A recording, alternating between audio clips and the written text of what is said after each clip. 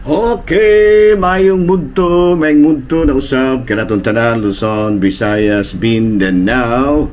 Mayong munto Philippines, mayong munto world, mayong munto universe. Ana na punta mga higala, dini nga itong tulumanon sa kahanginan, CONA, Catechesis on Air, o ako lang gihapon kining inyong ubos nga alagad, Reverendo Padre Edwin Academia Acab. Abino adlaw na usab karon nga unsa man tarong adlaw. Adlaw na usab karon nga Huwebes unsa man tarong pitsa 17 na kini manghigala sa bulan sa Enero. No, kagahapon manghigala natapos gyud ang fiesta diri sa awaan nga maayo kayo, no? Maayo kayo nga pagka tudong nakalabay ang adlaw dayon manghigala, no? Dili kagahapon, no? Niadtong pizza 15, no? Natapos successful kayo ang fiesta niadtong nakalabay ang adlaw sa awaan. O karong adlaw mauna ang fiesta usab nga gisaulog sa Tigib, no? Pizza 17 man taron. Nahala, no? Maing mudto na kanatong tanan ang hidaot kita nga ana kitang tanan sa Kapiskay panglawas ni ining kamudtuhon o padayon ta manghigala sa atoa nga mga buhatonon samtang nangandam usab kita alang sa kining month of love, no? Love month manghigala. Nahala, no? Ato di ay nga timbayaon og mayong mudto usab ang atong talahurong obispo Bishop Julito B. Cortez, ang atong station manager diri sa kining atoa nga istasyon sa DYWC ug ingon usab dinha sa may Actin Basay si Brother Elmer Lugatiman, ang ato apod nga mga igsuon usab dinhang mga kaparian dinha sa atba nga isla sa Siquijor, ilabi na gayud ang atoa nga kining Episcopal Vicar dinha, no? Si Monsignor Larry Katubig, ang ato pang Vicar Foreign si Monsignor Ramon Duran. Gingaman usab ang akong mga classmate, no? Si Father Obing Masyon, si Father Dami Hiramis, si Father Tonton Arnaiz. And then sa Cebu, si Father kining Tingting, Monsignor Tingting Angkahas, Father Juju Anore, Jose Anore, Juju Anore, si Father Peter Necesario, si Father Rosdel Noel, si Father Melton Medida, si Father Omen Mahusay, gimanusab si Father Rosdel Noel, no? Tanan ako mga classmate din na. Kumusta naman? Din na sa Leyte si Padre kining Dodong Cordobes, ang among musician, o gingamanusab si Padre kining Samuel Papa. Ayan, no? Sa magmunto na kanatuntanan ako mga classmates nga mga buutan ug mga matud paligdo nga mga pare. Abino ani na ta mga gala sa tuag nga CBCP News, balitang simbahan ni ining kamudtuhon. Bueno, sa Diocese of Catarman, aduna na sila'y bagong pari. No, at sa mga kadali mahigala ha, kay mag-change of kuan ko. Kining anjos. Okay. Sorry mga higala ha, nag-change of anjos ko kay medyo doon na tayo pang reading glass, doon na po kita katong pangkuan yun, pangkumbati na to nga mga anjos mga higala. Abino Diocese of Catarman, aduna na sila'y bag-o nga na-instalar nga obispo, no? Mga obispo ni mga higala nga bag-ong mga watod pa, no? Si Bishop Noli Bucco was formally installed as the new leader of the Catarman of Diocese on Wednesday, urging the faithful to allow him to serve them, no? Bucco is a former auxiliary bishop of Antipolo and celebrated Mass before a packed cathedral, officially taking possession of the diocese, which serves more than 600,000 Catholics. No? So congratulations mga gala, no? Sa atong mga kaigsuunan dinha sa Diocese of Catarman. Binuarita mga higala sa ang Vatican News, no? Vatican News na ito mga higala. Padayon karon ang panuwagan sa atong talahurong Santo Papa nga matud pa ato yung iampo ang atong mga kaigsuunan sa California, no? Dinha sa kining Hollywood ug daghan pa nga mga kining gitawag natong dioceses dinha, no? Pero nanawagan karon natong talahurong Santo Papa ug dugang pag-ampo alang sa nasangpit nga kalamidad nga nahitabo sa Estados Unidos, particularmente na dinha sa may LA or Los Angeles, California. Pero padayon ta mga gala, kita sa atong Saint of the Day. Bueno, ang atong Saint of the Day karon walay lain, no? January, samantarong January 17. Ang ato karon nga santo mao si Saint Anthony of Egypt. San Antonio sa Ehipto. Natawo siya ni atong tuig 251 o niya matod pa naa man lagi siya nadungog nga sa Biblia nakabasa man lagi kini siya nga sa Marcos 10 kapitulo 10 versikulo 21 nagkanayon man lagi kini, go and sell what you have to the poor. Iya ginang gituman muna nga kini si San Antonio of Ehipto nahimo kini siya nga usa ka pari, no? Unya he spent his life in solitude unlike Saint Francis. Kasi Saint Francis nagkuan man siya gibaligya ang tanan niyang kabtangan o gihatag sa mga pobre o nagtukod siya kongregasyon.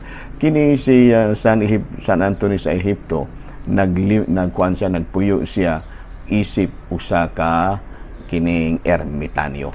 Nanyo, no? Founded many solitary cells. He also fought Arian heresy. Ayan, no? So, karong adlaw, mahigala, gihinumduman nato ang lain na pong patron sa Katolikong Simbahan nga mao si San Antonio sa Ehipto. Nahala, no? May mundo na kanatong tanan nang hinaot kita nga kamuntanan na agyon sa mayang kapintang sa panglawas, no? Mga lawas nun, mga higala nga mga kahimtang. Bueno, arita mga higala sa tuang mga katikisem. Na naman tayo kuan. Wala sa CBCP. Arita sa mga pangutana mga higala. Pangutana sa usa ka awit. Okay. So, arita mga higala sa kining pangutana. Adunay mga church organization, padre, no, nga moingon, mga renewal movements nga moingon nga ang Lord's Day kuno Sabado o dili Domingo. Unsa ba gitinuod ana, padre? Abi no, kabalo ko og unsa ning grupuha nga inyong giingon nga nagsaulog sila Lord's Day. Ang actually ang Lord's Day gyud Domingo.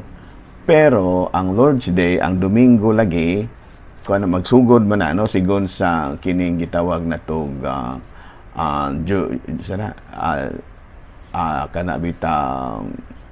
Judean tradition, no? Kaya kita lagi ang ato lagi nga tradition nga gisunod ko man Judeo-Christian tradition nga ang ato ang manggong Domingo magsugod sa Sabado sa alas 6 sa gabi.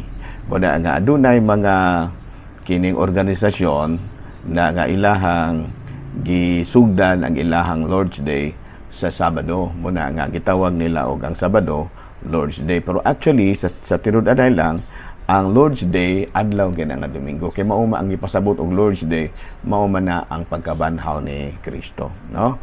Sunday is the Lord's Day when God calls his people together to worship him and to renew the baptismal covenant.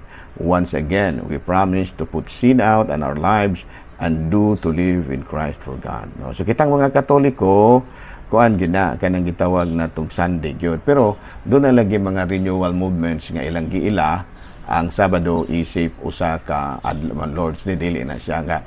Pero justifiable ra sad na para nila tungod kay ang Lord's Day lagi magsugod man og Sabado sa alas 6. No, Sabado sa alas 6. Domingo man gina ang Lord's Day.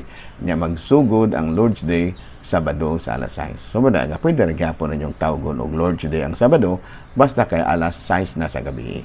Okay? Ug sa kuan pa na, nakabantay yung kagala nga doon ay mga anticipated masses. Kanya, ang anticipated masses, gihimo na sila sa Sabado, alas 6. No, walay anticipated mass nga alas 6 buntag. Usually, alas 6 gud na. Pero doon ay pipila ka mga pari nga naghimo og anticipated mass alas 3. Kay kuan man lagi kanang gitawag na tong pastoral reasons, no? Kay dito sa dakong parokya dili man lagi kanang mga kini mga barangay di man lagi pwede og mag alas 6 tas gabi is barangay kay mo uli pa man tas lungsod, so murag makaingon ta nga basig lisod na kayo. No, klaro ba? So kanang moingon ka na mga church organization nga moingon nga ang Lord's Day Domingo ato ra nang korehan, pero do na poy pagka-eksakto ang ilahang giingon nga Sabado, tungod kay ang Domingo magsugod man sa Sabado sa alas 6. Pero di lang ta maglalis ana, no? Kay mo man nagitudlo sa atong simbahan, so kitang mga sumusunod sa simbahan, mutuora po lamang ta, ha? Dili lang ta maglalis ana. Okay, laing pangutana. Unsa man gyud, lahin ta ka nang medyo haom sa ato ang okasyon karon. Unsa man natawo ang bata pader sa among silingan unya masakiton. So matod pa sa mananaba nga iya na kunong nabunyagan. Valid na ba tong iyang bunyag, dili man siya pare? Ang tubag niya na valid tong iyahang kanang gihimo, kay ang atong mga mananabang gudron doon naman po sila gitawag na to gamay pong orientation kabahin niya na nga mga sitwasyon, no? Kaya matod palagi miingon ang mananaba nga iyang nakunong gibunyagan. Valid to siya, pero kung pananglitan og dili gyud madisgrasya ang bata, no, padayon laging mabuhi ang bata, dadon gyapon ninyo simbahan, pero sultihan ninyo ang pari nga Father, nakuha na baya ni og nabunyagan na baya ni siya og kuan kay nagtuo man gud ang mananabang basin bag dili mo lungtad ang kinabuhi sa bata buna ang gagibunyagan na lamang niya. Eksakto ba na pandemik na eksakto na siya, basta kay ang pagbunyag sa mananabang, no, Trinitarian formula. Sa ako nakabunyag kanimo sa ngalan sa Amahan, sa Anak ug sa Espiritu Santo. Trinitarian gani, valid gina, pero wala na nagpasabot nga kumpleto na kulang pa na, no? Moadto paghihapon mong simbahan o nya inyong ipalista ang pangalan sa bata o magdala mong birth certificate aron nga makumpleto, no? Pero kung pananglitan o kana aron pod nga mahindihugan sa pare ug ma-final na gyud ang iyang bunyag, pero kung pananglitan o nadisgrasya gyud ang bata, at least nabunyagan gyud siya, no? Klaro? Another pangutana, Father, nangita ko sa certificate og baptism sa akong anak, kay magpakasal unya waon makita, pwede ra bang pabunyagan ako og usob ang akong bata? Pwede na siya conditional baptism.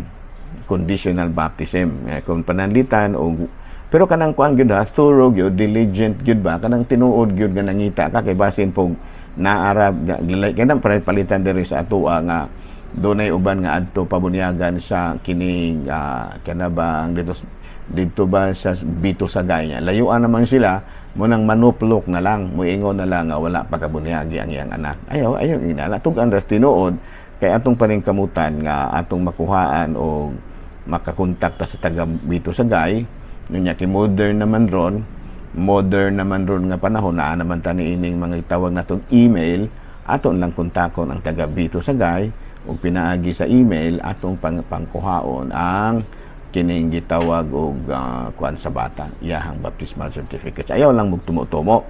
Pero kung pananglitan og tinuod gyud nga nabunyagan apan wala na record kay nagto ka bunyagis bukid, unya wala pod in taon malista sa Book of Register ang kuan, ang ngalan sa bata mo na nga wala na sulat, sa dili na sala sa bata, dili na po na sala sa mga kuan kay tungod lagi sa kadugay nalimot na po lamang ingon ni ana, no? So muna nga ato gyud nga kanang gitawag nga tagaan na lang og conditional baptism. Ato pa kung panalitan og nabunyagan, maayo og mawala, wala pod. Okay ra, no, magamit na tong iyang bunyag. Abi no, dili na lang una kita kutob kay wala na kay oras, mo adto pa ko sa bukid. Naa pa ko adto unong bukid. Magmisa pa po ko dito sa ilahang piyesta sa Santo Niño. So din na lang una kita kutob ha. Kulang gihapon kini yung ubos nga lagad Reverendo Padre AA. Mana milit na usab kaninyo ug manalangin kanato ang Dios nga magkagahom sa tanan, Amahan, Anak, Espiritu Santo. Gudnon Pilipinas. Daghang salamat.